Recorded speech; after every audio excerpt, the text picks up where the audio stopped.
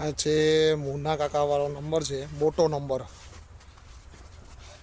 આ ખેતર પહેલાં 10 વર્ષ પહેલાં લગભગ કોઈ રાખવા તૈયાર નહોતું, કારણ કે જમીન એવી હતી બહુ કે ભાઈ ફળદ્રુપતા એમાં નહોતી અને રેતાળ વધારે હતું એટલે લુખાઈ જતું તમાકુ, અને વીઘે 5 મણની આજુબાજુ થતું.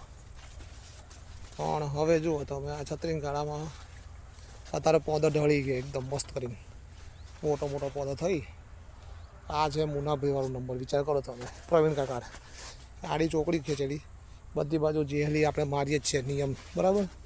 કોઈ લોકો મારે કે ના મારે, પણ આપણે ચોકડીથી જ છોડવો રોપવાનો, કારણ કે એમાં શું થાય, ચારે બાજુ વિકાસ સારો થાય.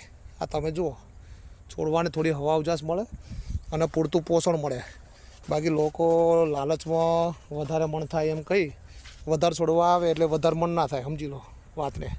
ખોળ ખાતર વધારે હોય ને તો વધારે મણ થાય. પણ એ લોકોને જેમનું સમજાવું, લોકોને તો એમ કે ભાઈ છોડવા વધારે હોવા જોઈએ. પણ આ જો આ ખેતર કેવું વિકાસ પામી ગયું એ જોવાલાયક છે.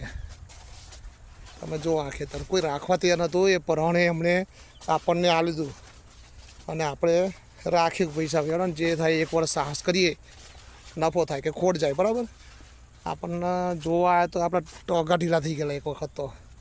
આ જુઓ, આ છોડવાનું ઉપરનું પોનું છે એ તમે જુઓ તો નીચે અડે છે, બરાબર. આ એમને મોડ્યું હશે, દર વર્ષે બકરા બેહાડ્યા કેટલો બધો. આ આડો ગાળો તો ગૂંચવાઈ ગયો.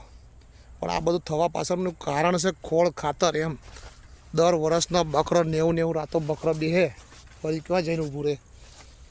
વીઘે 10-12 થેલી ખોળ હોય, એકાદુક થેલી યુરિયા ખાતર આવે. જરૂર પડે તો પાણી મૂકવાનું, બાકી આપણે પાણી મૂકતા નહીં. સમજી લો, બરાબર. પાણીની જરૂર નહીં આમાં. જો કોઈ સંજોગોમાં પાણી મૂકવાની જરૂર નહીં. આપણે પાણી મોનતાય નહીં.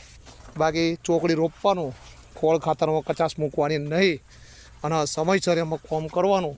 આ આપણી સિસ્ટમ છે, બરાબર. આ સિસ્ટમથી ખેડૂત હેડશે તો ખેડૂત ભવિષ્યમાં સુખી થશે, બરાબર. ખેડૂતને સરકારની સહાયની જરૂર નહીં પડે. સમયસર કામ કરીશું તો આપણે નુકસાન નહીં આવે. સમજી લેવાનું.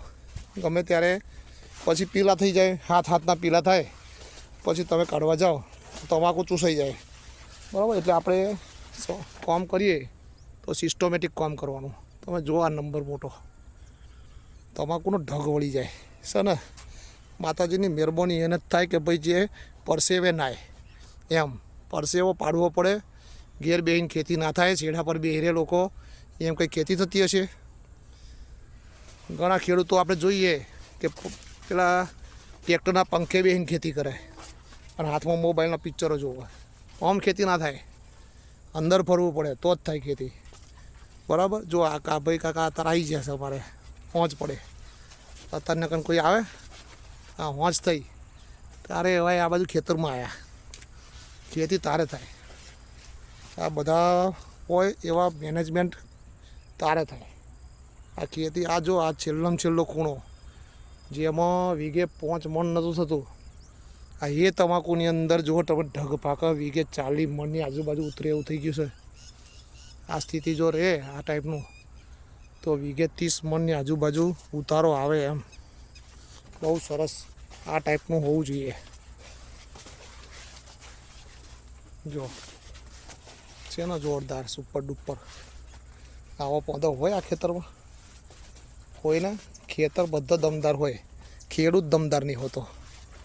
ખેડૂત આળહું હોય એટલે કશું પાકે નહીં. જુઓ આ કાપી જેવા મોણસ હોય, શું ચિંતા, એમાં અંદર માણસ હોય 27 વર્ષથી રહે અહીં, બરાબર. એટલે એમનું કામ જોવાનું ના રહે, તમારે કમ્પ્લીટ હોય. જય જવાન જય કિસાન ખેડૂત મિત્રો.